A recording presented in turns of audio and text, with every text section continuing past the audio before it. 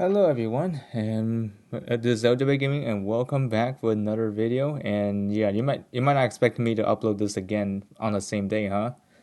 Well, there's something I want to talk about here. So for one, there's something I didn't realize about her Gator Fate. Like, is actually called like a Destiny Path. So this is basically very different than what you're used to here. So as you can see here, there's each of these have like interesting feats, and the first three stages are your daily grinds for her shards, and and the last two are just basically just stages that are challenging. Well, of course, this one is actually intriguing because unlike any other, the feats here does matter because if you complete specific feats like this one right here says defeat apotheosis within one turn, you get 5 of these shards from this, which is not something we see before, like especially let alone in the Gator Fate settings. And there's another one here. It's like no ally units is hit by quick freeze, which means that you should probably avoid standing next to the boss in order for this to work. So yeah, that's what I did. And yeah, you don't forget that Ice Moda could also range, so use that to your advantage. And once you complete all that, you'll get yourself a background for yourself. If you choose to, let me set up just an example. Let me see. I'm gonna revert back afterwards. Okay, one sec. Need to go back. Oh, not here. Go right here, and then you see the background here. You can set it up either this. Well, of course, you won't be seeing your character because it's completely hidden. Yeah, as you can see here, these are just the Ice Abyss background, but yeah, as you can tell, when you activate those ones, you won't be able to interact with your character. So just keep that in mind. So for now, I'm just gonna rock with this for now because I really don't want to have like other characters that I'm not familiar with be in the background. I'm not saying that Ice Moda is not familiar. It's just that sometimes it could be a bit awkward if you're used to like having a character speak to you every time you log in, right? Yeah, something along the lines like that. Anyways, let me do this real quick before I start doing this. Okay, now where were we? All right. Anyways, next up, let's talk about what Ice Moda does when it comes to her kit. So her kit is a really crazy one for an LR hero. So she has this skill here called Glacial Shackles, which is the chain skill, which enable you to either pull yourself towards the enemy or you pull enemy towards yourself. Pretty versatile, which is pretty nice. Icebound Vice, and also forgot to mention that this chain here also acts as an act again. So yeah, you can tell that this is gonna be nuts here. And this is the signature one, like 2 cost skill here, which is a single target attack. So yeah, as long as you inflict the bone chilling thing on the enemy and you attack with this skill, you will guarantee your first strike. So yeah, use this to your advantage. And there's also Ice Dragon Breath that you can use for, AOE kind of stuff. But there's something even better than this is of course her 3C, which I am going to show you this later. But anyways, you can see the other skills here. They are really common, pretty common here, like Heaven Sanction, which multiple units I'm seeing have this as well.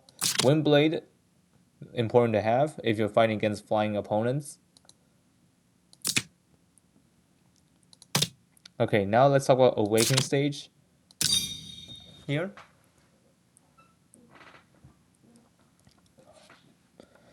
Might as well unlock this while it's possible here. So, anyways, let's talk about what are the opponents you'll be fighting if you're using when you're doing the Ice Moda stage. So we got the Evil God Kruger as the first opponent. Second opponent is Watham, and the final opponent is Awakened One.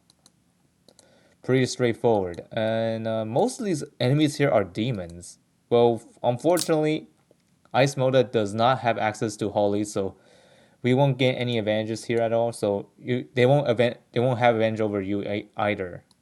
So that's good to know. But if you're using Cavalry route, like Cavalry Ice Moda, you will definitely have an upper hand against Watham. But I don't think classes will matter here if your unit is well built. So let's get right into it. And I gotta say, this character sprite is really big.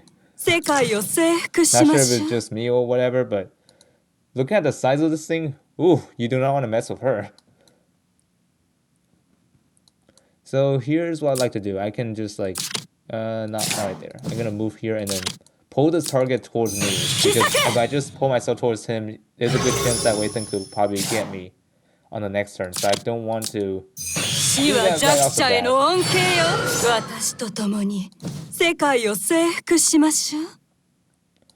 And then I'm going to do this. First strike and then close him. And I gave her a hammer so that way she can heal herself or allies around her. Okay, here it is. And also don't forget that Ice Moda is a ranged unit, even though she's a flyer or cavalry. So use this range to your advantage.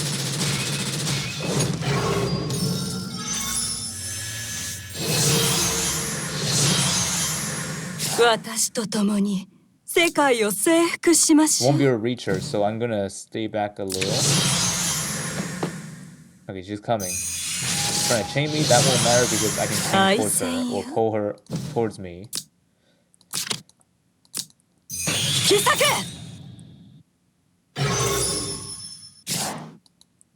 And then do this to myself.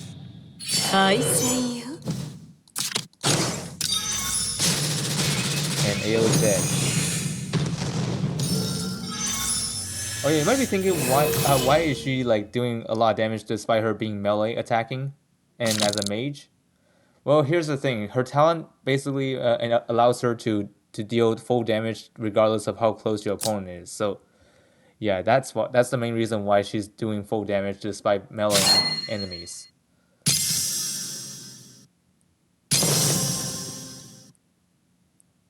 And also her animation is really cool. Look at that. Sends the dragonfly in the air. Sounds menacing already. I mean, looks menacing already. And also the way how the dragon roars in the sky. Oh, this will bring chills down your spine. Anyway, moving on to stage 2.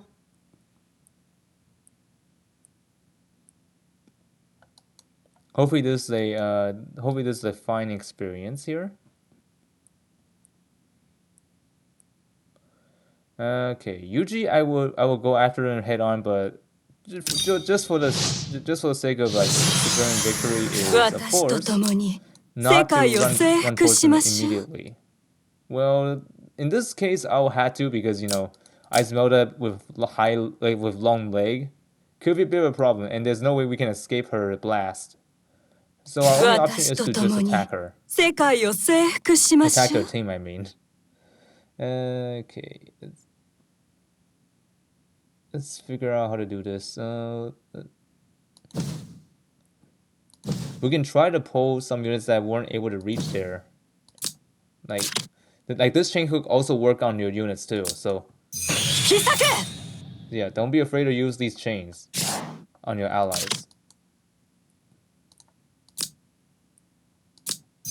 And I'm gonna throw this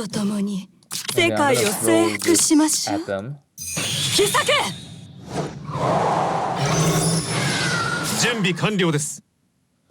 Okay.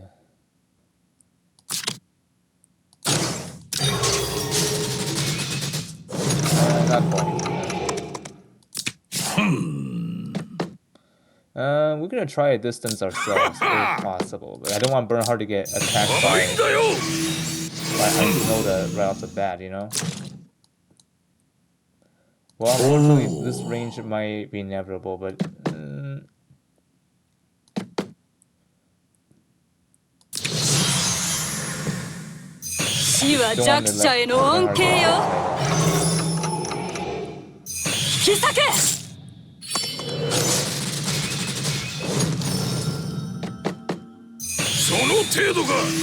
We're fine. I'm worried that they may attack us, but I kind of forgot that we have the some kind of advantage here.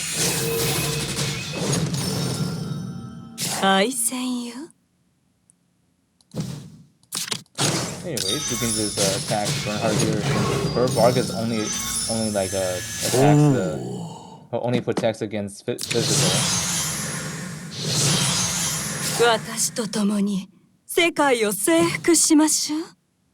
Okay, so here's a plan. I'm going to pull my ally here, Bernhard, towards me, and then move back here and then do some Ice Dragon Breath to disable the guard and also freeze them at the same time. Chain Whip these two. Just single target, no need to splash. I need to make sure that she's dead.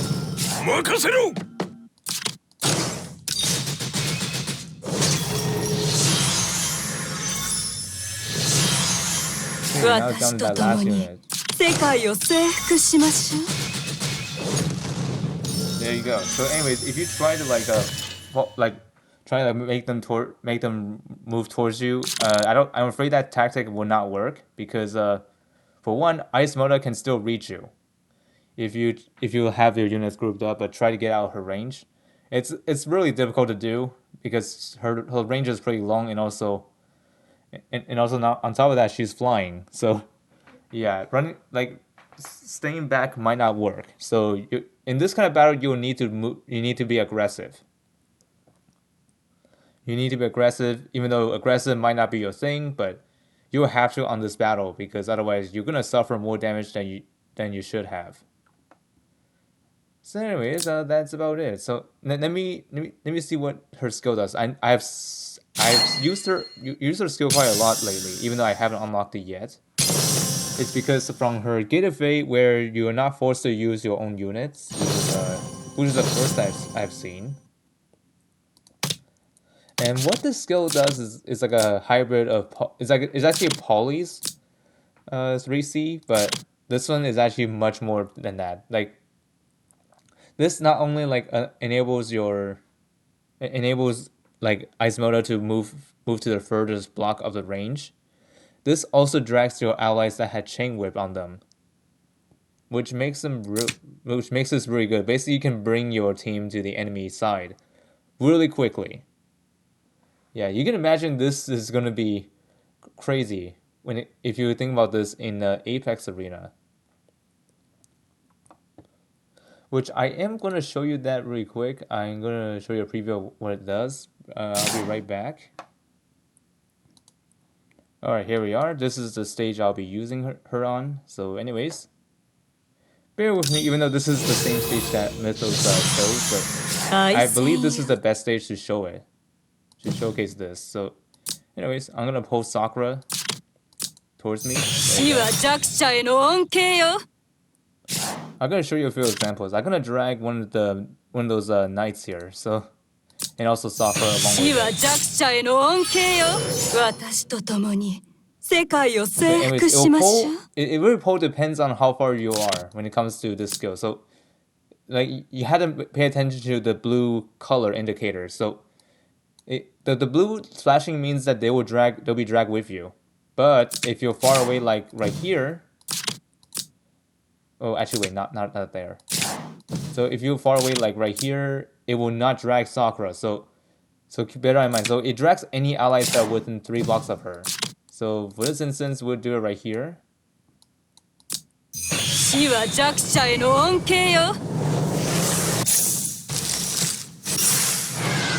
And they're dragged down there, causing some real chaos.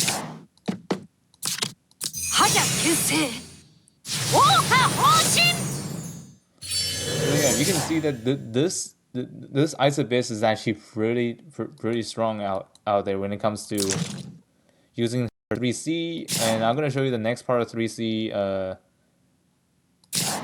which I won't be able to show here because I'm afraid that my units might not survive, but we're gonna try to protect her at all costs.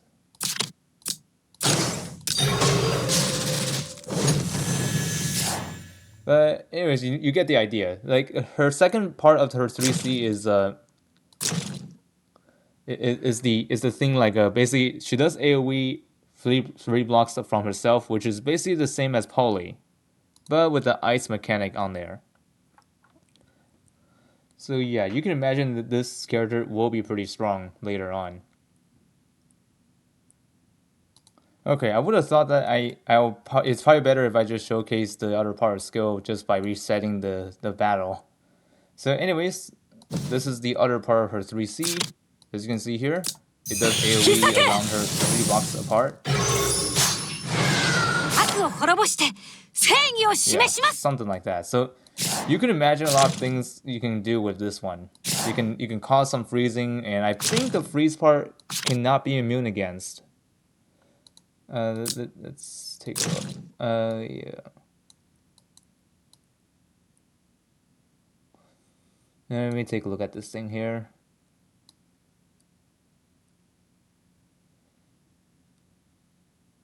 Yeah, this thing cannot be resisted. So yeah, you can see here it says ignores immunity and cannot be dispelled. So if you have the bone chilling code, you cannot get rid of it because it will stay on you until it expires, of course.